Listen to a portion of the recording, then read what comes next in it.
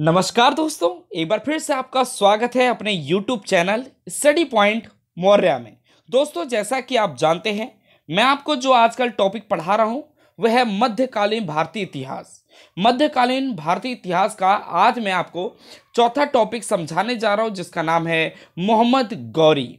अपनी पहले वाली मतलब फर्स्ट पार्ट में साथियों मध्यकालीन भारतीय इतिहास के महत्वपूर्ण स्रोतों को कराया। दूसरे क्लास में साथियों मैंने आपको भारत पर अरबों का आक्रमण कराया तथा तीसरे वाला पॉइंट या तीसरे वाले पार्ट में मैंने आपको महमूद गजनवी के बारे में समझाया। अगर आपने ये तीनों वीडियो नहीं देखी साथियों तो इसी वीडियो के डिस्क्रिप्शन में मैंने लिंक दे दिया है। तो आइए साथियों, समय को बिना वेस्ट किए हम अपना चौथा पॉइंट शुरू करते हैं। तो चौथा पॉइंट क्या कहता है साथियों? महमूद गौरी। पहला पॉइंट, महमूद गौरी का पूरा नाम शिहाबुद्दीन मोहम्मद गौरी था, या उसका दूसरा नाम देख सकते हैं साथियों मुइजुद्दीन मोहम्मद बिन साम था। तो पेपरों में अधिकतर कभी कभी पूछ भी लेता है साथियों कि मोहम्मद गौरी का पूरा नाम क्या था। शिहाबुद्दीन मोहम्मद गौरी कह सकते हैं या मुइजुद्दीन मोहम्मद बिन साम कह सकते हैं। ये दोनों उसी के नाम थे दोस्तों, ठीक है। जैसे हमारा नाम घर पे मम्मी बड़े प्यार से टिंकू मिंकू रख देती है और स्कूल का नाम और कॉलेज का नाम अलग होता है, वैसे ही साथियों इसका भी मोहम्मद गौरी का दूसरा या मतलब पूरा नाम शिहाबुद्दीन मोहम्मद गौरी या मुइजुद्दीन मोहम्मद बिन साम था। ये इसके दो नाम थे साथियों, ठीक है। गौरी गजनवी के अधीन एक छोटा सा राज्य था दोस्तों। गजनवी के अंडर में एक छोटा सा राज्य गौर जो था वो किसके अंडर में था? गजनवी के अंडर में था, ठीक है। ओके, अगला अपना पॉइंट, तीसरा पॉइंट क्या कहता है? 1173 ईस्वी में 1173 ईस्वी में मोहम्मद गौरी गौर का शासक बना, ठीक है। जो किसके अंडर में था साथियों? गजनवी के अंडर में। यह जो प्रदेश था हेरात और गजनी के मध्य स्थित था या स्थित है। मैं इसको आपको मैप के माध्यम से आपको समझा देता हूं दोस्तों, ठीक है। किसके अंडर में था साथियों? ये हमारा, ये याद रखना, यस आपको बताना भूल गया मैं, अफगानिस्तान के अंदर ही गजनवी भी आता है और गौर भी आता है, ठीक है। एक बार साथियों मैं आपको समझा देता हूं। ये रहा आपका ये हेरात, ये रहा साथियों, और आपका गजनी ये रहा, ठीक है। और इसी के बीच में साथियों कौन आ जाता है? गौर। आगे गौर, ये गौर जो था दोस्तों, यहां पर मोहम्मद गौरी 1173 ईस्वी में यहां का शासक बना। किसके किसके बीच में दोस्तों? हेरात और गजनी के बीच में है। और दोस्तों ये जो गौर है यहीं पर साथियों किसका शासन चला? कौन शासक बना इसका? मोहम्मद गौरी। क्लियर हो गया दोस्तों मैप के अनुसार? आई होप आपको समझ भी आ गया होगा, ठीक है। ओके, तो मोहम्मद गौरी गौर का शासक बना कब दोस्तों? 1173 में। एग्जाम में पूछ सकता है कि मोहम्मद गौरी गौर का शासक कब बना? 1173 में। या मोहम्मद गौरी 1173 में किस राज्य का या किस क्षेत्र का शासक बना? वो है गौर, ठीक है दोस्तों। और एक गौर किन क्षेत्रों या किन प्रदेशों में स्थित था दोस्तों? यह प्रदेश हेरात और गजनी के मध्य में स्थित है। क्लियर साथियों? अब आइए आक्रमण पे चलते हैं। अब शासन करने के बाद उसने आराम से 2 साल खूब रेस्ट किया। 2 साल उसने दोस्तों जिम गया, है ना। उसने बढ़िया बढ़िया ड्रैगन फ्रूट्स खाए, बहुत खतरनाक एक्सरसाइज की। देन उसके बाद उसने आक्रमण के लिए तैयारी करी। मोहम्मद गौरी ने भारत पर प्रथम आक्रमण 1175 ईस्वी में किया। तो भाई शासक कब बना दोस्तों? 1173 में। कहां पर? गौर का शासक बना। फिर 2 साल तक जब उसने अपने आप को फिट कर लिया तब उसने बोला चल भाई अब चलते हैं अपने भारत में। बड़ा सुना है यहां पर आक्रमणकारी आते हैं, बड़े बड़े योद्धा आते हैं आक्रमण करने लिए, चल भाई हम भी ट्राई करते हैं। तो भैया मोहम्मद गौरी ने भारत पर अपना प्रथम आक्रमण 1175 ईस्वी में किया। क्लियर? ओके, अब आ जाते हैं भैया उस समय क्या हुआ। उसका यह आक्रमण मुल्तान एवं सिंध पर था, है ना। उस समय दोस्तों पाकिस्तान, सिंध कहाँ है? पाकिस्तान में है। तो दोस्तों उस समय जो था पाकिस्तान जो है वो भारत का ही पार्ट था, इसलिए साथियों यह जो था यह आक्रमण मुल्तान और सिंध पर उसने किया। क्लियर? ठीक है।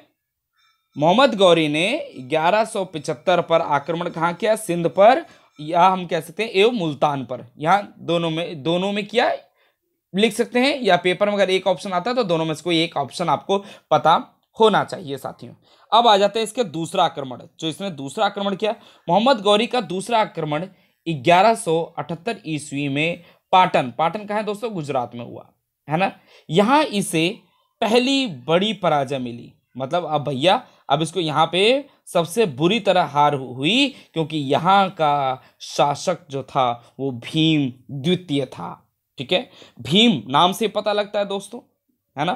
भीम बहुत बड़ा योद्धा था, बहुत बड़ा आक्रमणकारी था दोस्तों, तो इसने इसको एक मात दे दी। ये कहने के लिए मैं कह रहा हूं, ठीक है। मतलब हमें याद रहे मोहम्मद गौरी का दूसरा आक्रमण 1178 में पाटन गुजरात में हुआ। यहां उसे सबसे बड़ी पराजय मिली और यहां का जो शासक था वह था भीम द्वितीय था। ठीक है, अब आइए भाइयों साथियों 1191 दोस्तों, ये मेरी स्कूटी का नंबर है। 1191 ईस्वी में मोहम्मद गौरी और पृथ्वीराज के बीच में तराइन का प्रथम युद्ध हुआ, जिसमें पृथ्वीराज चौहान जीत गए। ठीक है दोस्तों, ये भी पेपर में पूछ सकता है भाई 1191 में किसके बीच में युद्ध हुआ, तो मोहम्मद गौरी और पृथ्वीराज चौहान के बीच हुआ। कहां पर हुआ, तराइन में। और तराइन का ये पहला युद्ध हुआ और जिसमें किसकी जीत हुई दोस्तों, पृथ्वीराज चौहान जी की जीत हुई। अब आ जाते हैं उसी के अगले साल 1192 ईस्वी में मोहम्मद गौरी। अब भैया जीत कौन गया, पृथ्वीराज चौहान तो जीत गया, लेकिन हारा कौन, मोहम्मद गौरी। अब मोहम्मद गौरी को बड़ा गुस्सा है कि भाई अब तो मेरी हार हुई। अब वो दिन रात, है ना, दिन रात एकदम जिम जाने लगा, है ना, बहुत ज़्यादा ना नॉनवेज खाने लगा, मतलब पहलवानी गिरी करने लगा। ऐसा मैं स्टोरी के माध्यम से कह रहा हूँ कि मोहम्मद गौरी फिर दोबारा लड़ा। मोहम्मद गौरी और पृथ्वीराज चौहान के बीच में फिर तराइन का द्वितीय युद्ध हुआ। इसमें अब कौन जीत गया साथियों, मोहम्मद गौरी। ठीक है, 1191 में मोहम्मद गौरी हार गया और 11 अगली साल ही जब दोबारा युद्ध हुआ तो मोहम्मद गौरी जीत गया। फिर उसके बाद 1194 में मोहम्मद गौरी और कन्नौज, है ना, कन्नौज कहाँ है साथियों, यूपी में, कन्नौज के शासक जयचंद के बीच में चंदावर का युद्ध हुआ। ठीक है साथियों, यहां देखना इसको नाम याद रखना, चंद और यहाँ पे चंदा, मतलब चंदा मतलब याद रखना दोस्तों। जयचंद और चंदावर का युद्ध हुआ किसके बीच में, मोहम्मद गौरी और कन्नौज के शासक जयचंद के बीच में हुआ। चंदावर का युद्ध उसका नाम दे दिया गया, जिसमें जयचंद की हार हुई। कैसे याद रखना दोस्तों भाई, सबसे पहले मोहम्मद गौरी हार गया, फिर उसने बहुत, मैंने बताया ना, बहुत नॉनवेज खाने लगा, पहलवानी गिरी करने लगा, जिम करने लगा, है ना। तो उसके बाद फिर लगातार कंटिन्यूसली दोनों युद्ध जीत लिए। ठीक है, 1192 में भी तराइन का दूसरा युद्ध और 1194 में चंदावर का युद्ध हुआ। किसके बीच, मोहम्मद गौरी और जयचंद के बीच। क्लियर साथियों, अब आइए समझते हैं अपना अगला टॉपिक। मोहम्मद गौरी का दोस्तों वैसे कोई उसका पुत्र नहीं था, मोहम्मद गौरी का कोई उसका पुत्र नहीं था। फिर क्या हुआ साथियों, जब भाई उसका कोई पुत्र नहीं होगा, क्योंकि हर कोई ये जानता है कि जिसका कोई पुत्र होता है तो उसी की संपत्ति का वो वारिस होता है। तो साथियों यहाँ पे मोहम्मद गौरी का कोई पुत्र नहीं था, अतः वह भारत के विजित प्रदेशों को अपने दास कुतुबुद्दीन ऐबक के हाथों सौंप कर गजनी लौट गया। मतलब कि कहाँ लौट गया साथियों, दोबारा वो अफगानिस्तान लौट गया, क्योंकि उसका कोई पुत्र नहीं था। क्योंकि अगर उसका कोई पुत्र होता तभी उसका राजपाट और जो उसने जिसके जितने भी वो राज्यों को जीता, जितने भी वो प्रदेशों को जीता, वह अपने पुत्र को सौंपता।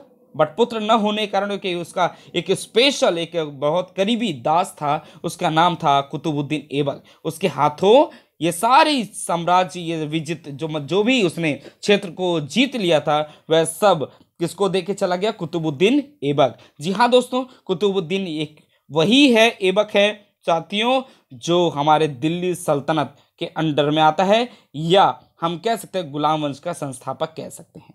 क्लियर साथियों, अब चलते अगला पॉइंट। मोहम्मद गौरी को किसी ने दोस्तों 12 मार्च 1206 ईस्वी में हत्या कर दी। दोस्तों किसकी, मोहम्मद गौरी की जो हत्या कब हुई, कभी किसी बुक में दोस्तों इसे 15 मार्च में मिलता है। क्या मिलता है, 15 मार्च।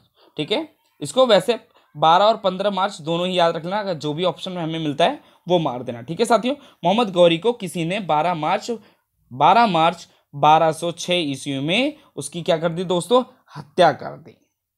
ठीक है दोस्तों, अब इसके बाद साथियों हम अपनी अगली क्लास में हम जो टॉपिक समझने जाएंगे वो है दोस्तों, कौन सा टॉपिक है हमारा, दिल्ली सल्तनत। ठीक है, यह हमारा मध्यकालीन भारतीय इतिहास का 5वां पॉइंट होगा।